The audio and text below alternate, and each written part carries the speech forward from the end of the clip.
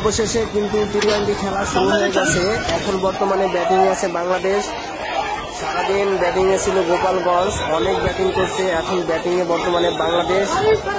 তো যখন গোপালগঞ্জ ব্যাটিং এ ছিল, সেনাবাহিনীর গাড়িতে আগুন দিয়েছে, সেনাবাহিনীর অনেক সদস্য ভাইদেরকে আহত করছে। তো তারই প্রতিফলন আজকে ওরা পাচ্ছে রাতে। দেখুন কি অবস্থা গোপালগঞ্জে।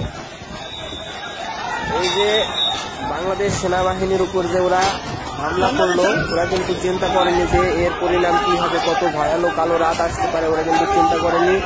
এখন বর্তমানে বাংলাদেশের সেনাবাহিনীর চিরুনি অভিযান শুরু করে গোপালগঞ্জবাসীর জন্য একটা ভয়ানক কালো রাত কিন্তু নিয়ে এসেছে।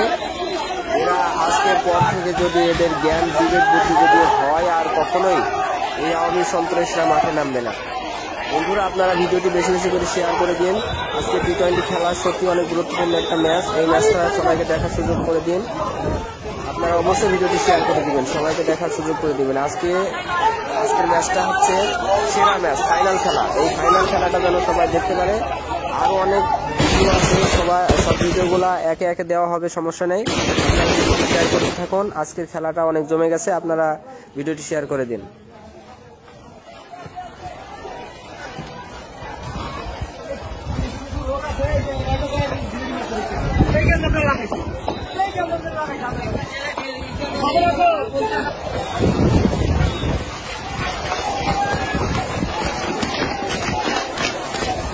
ভাই বলছিলাম যে সকালে শোনা হয়নি